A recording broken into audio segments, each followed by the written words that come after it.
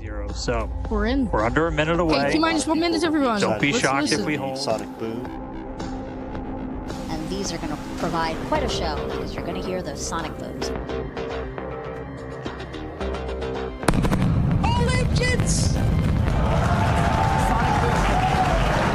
Booster landing leg deployed. That thing is there! No, it is never... That sonic boom is great for us. Come on, let it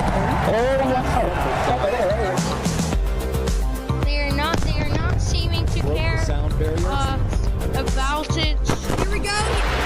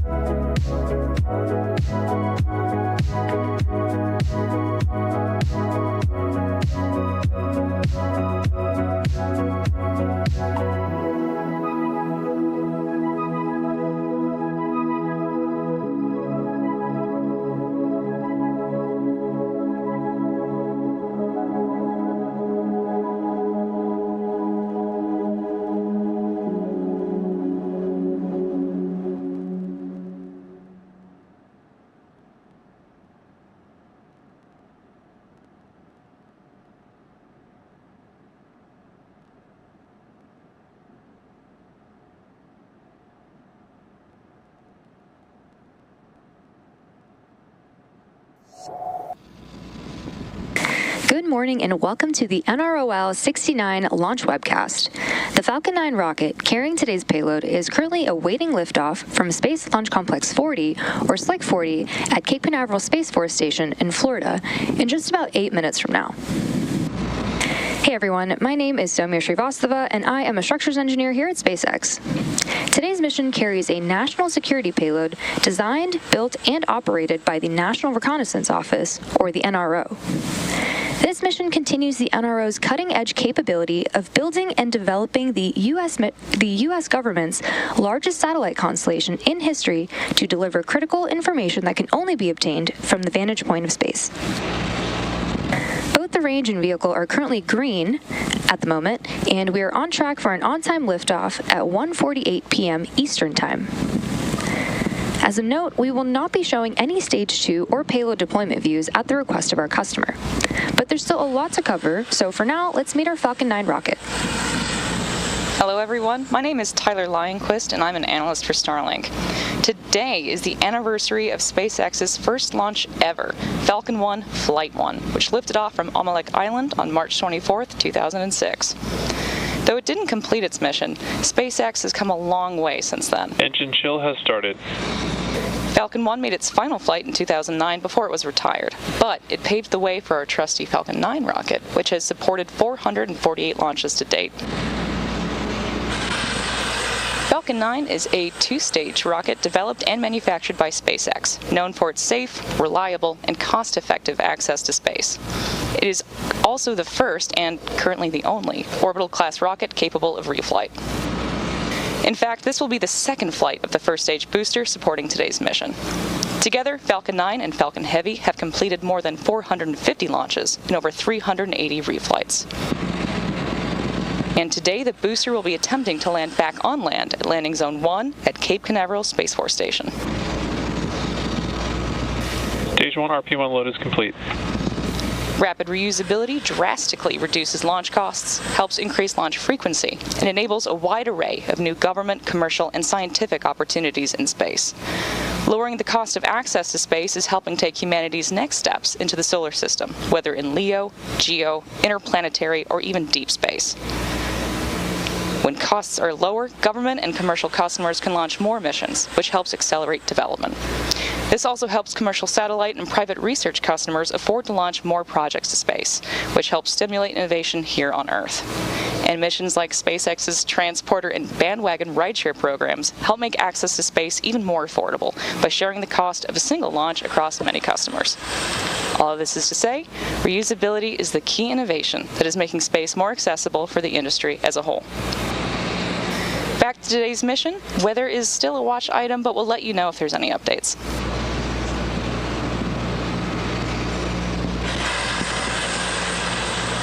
Coming up shortly, the Transporter Erector, or TE, will retract away from the Falcon rocket. Falcon 9 tanks are pressing for strongback retract.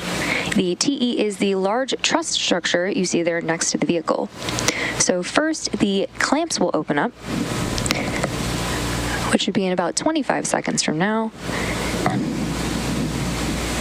And then after that, that will make way for the retraction of the strongback. You may hear the TE referred to as a strongback from the launch team, and it does a lot of heavy lifting in the lead up to launch. It's designed to transport, raise, Strongback retract has started. and support Falcon 9 at the launch pad.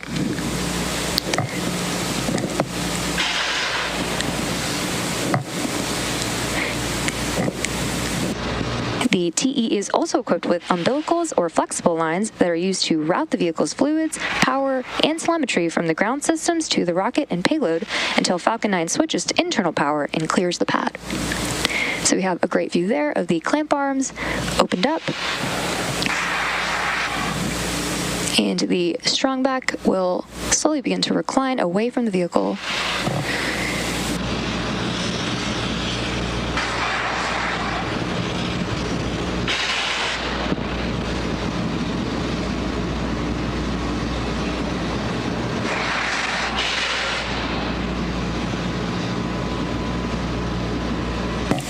Now, at this point in the countdown... On countdown 1, this is LD pulling MD for a status check. Now, at this MD point in the go for countdown, launch. both the Copy. first and second stages are nearly fully loaded with 1 million pounds of rocket-grade kerosene fuel and liquid oxygen. Both the first and second stages should finish propellant loading about a minute apart from each other, with the first stage finishing up at the T-minus 3-minute mark and the second stage finishing at around the T-minus 2-minute mark. With the first, as you may have noticed, there are white clouds forming around the vehicle, and those clouds are comprised of the chilled gas above the LOX tank that is vented overboard to maintain pressure in the tank as needed. And when that vented oxygen mixes with the warmer outside air, it condenses into clouds. At T-minus 60 seconds, Falcon 9 will be in startup, and this means that the rocket's autonomous internal flight computers will have taken over the launch countdown. After that, just inside of T-minus 2 seconds, we will light the 9 M1D engines for liftoff. Just heard confirmation of LOX load completion on the first stage. The payload continues to be healthy, and the Falcon 9 team is tracking no issues on the rocket. Weather is still looking green, and the range is ready to support our T0 of 1:48 p.m. Eastern Time. And with that, we are proceeding into the last few minutes of terminal count. So for our next major milestone, we are waiting for the call-out of second stage LOX loading completion. Stage 2 LOX load is complete.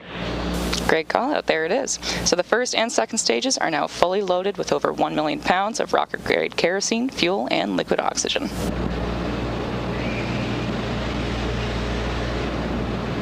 We're standing by now for confirmation that Falcon 9 is in startup at the T-minus 1 minute mark.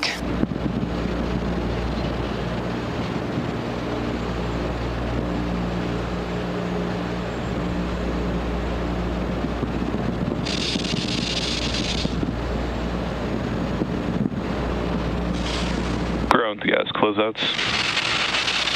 Here's the confirmation of the gas closeouts beginning. You might notice an increase in white cloud formation near the vehicle. This is the result of a nominal groundside process where the TE liquid oxygen feed line is vented down ahead of liftoff.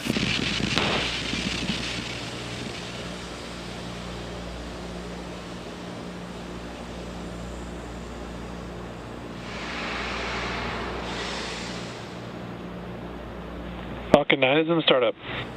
At this point, the autonomous flight computers have taken over the launch countdown, and stages 1 and 2 are pressurizing for launch. Finally, we're waiting for the final go directive from the launch director.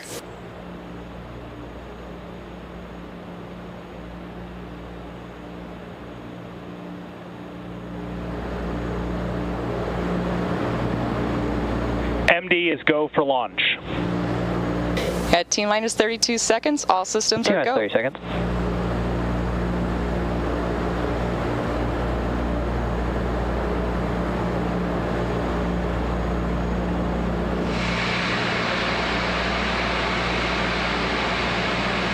Fifteen seconds. T-minus 10, 9, 8, 7, 6, 5, 4, 3, 2, 1. Ignitions. Engine full power. Go NROL-69. Go Falcon. Go SpaceX.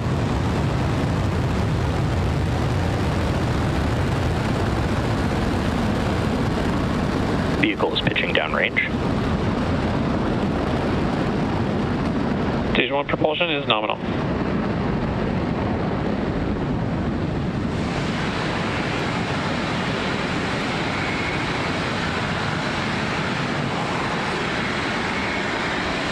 At T plus 30 seconds and counting, Falcon 9 has successfully lifted off from Slick 40 at Cape Canaveral Space Force Station. Coming up next, the vehicle will be passing through max Q, which is the point in the mission profile where the vehicle experiences the Falcon 9 power and telemetry are nominal. the greatest amount of aerodynamic pressure.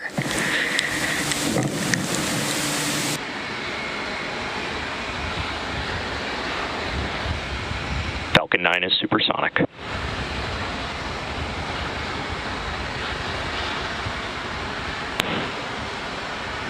Max Q. Great call out there for max Q, which is again when the vehicle experiences the greatest amount of aerodynamic stress.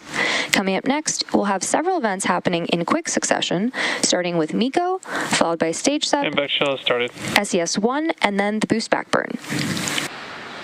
Main engine cutoff, or MECO, is where all 9 M1D engines shut down to slow the vehicle down in preparation for stage separation, which is where the first and second stages separate from one another.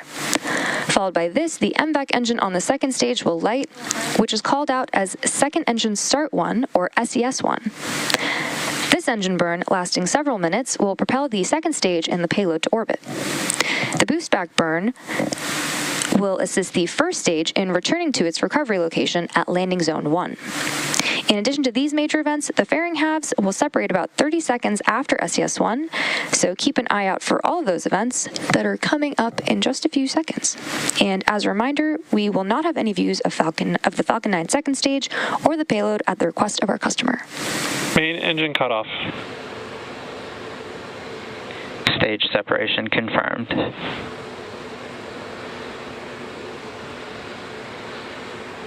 Impact ignition. Stage 1 boost back startup. And a good series of back-to-back callouts there and views, which again were MECO, stage separation, SES-1, and the boost back burn. Coming up shortly, we should hear a callout for fairing separation, but again, as a reminder, we will not be showing it on screen.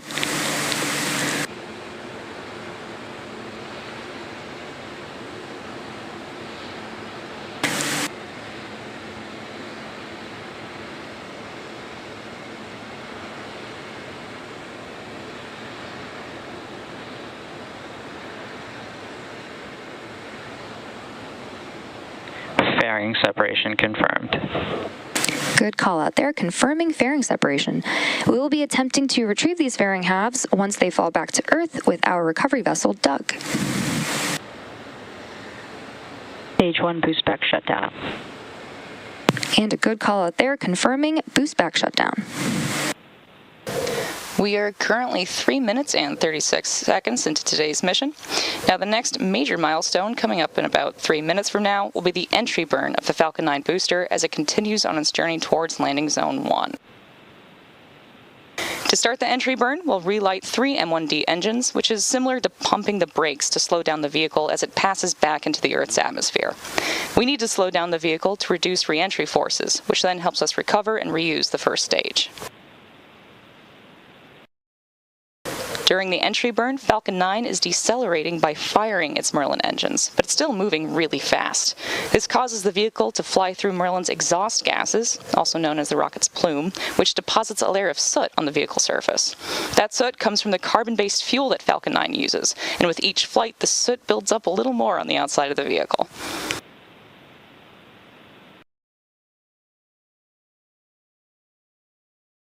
Both vehicles are on nominal trajectories. Good call out there.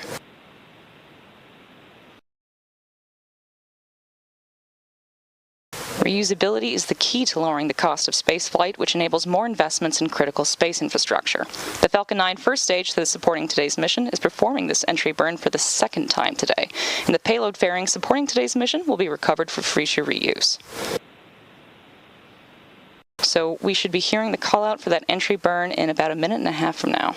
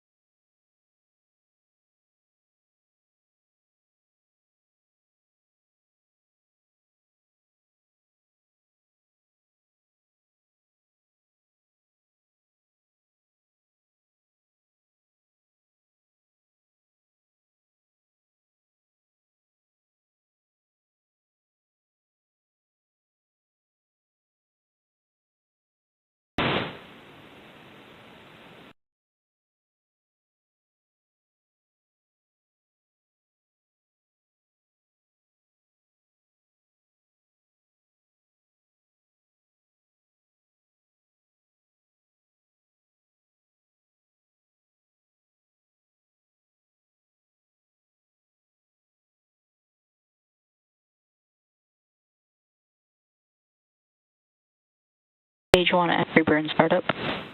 Good call out there for the entry burn startup. This burn is set to last about 20 seconds, and again is slowing down the vehicle in preparation for its final burn and landing.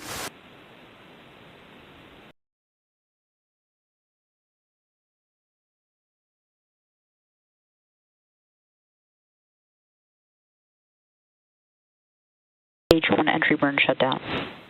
And there you heard the call out. Stage 2 FTS is saved. There is a call out for the completion of the Falcon 9's first stage entry burn. Coming up next will be the first stage landing burn, which will start in about a minute from now. The Merlin engines on the Falcon 9 first stage are optimized for sea level, and these achieve 190,000 pounds of thrust, each during ascent and descent. At liftoff, Falcon 9's first stage has thrust greater than 5 747 airplanes at full power. Should be expecting the final burn in about 10 seconds from now. Stage 1 transonic. Stage 1 FTS is saved. Stage 2 is in terminal guidance.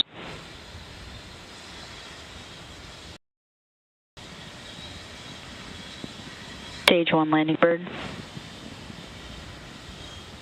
We are now waiting for Falcon 9 to land at landing zone 1.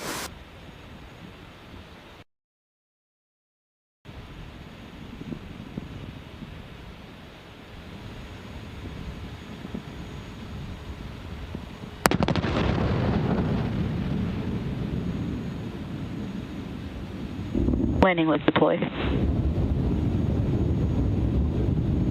MVAC shut down.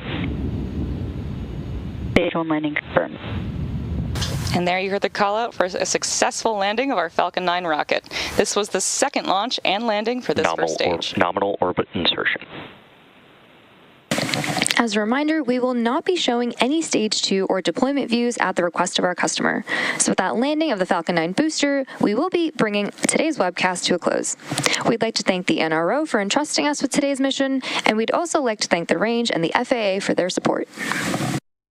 If you're interested in more launch coverage, be sure to check spacex.com/launches and follow @SpaceX on X for the most up-to-date information. Thanks for tuning in, and we'll see you again soon.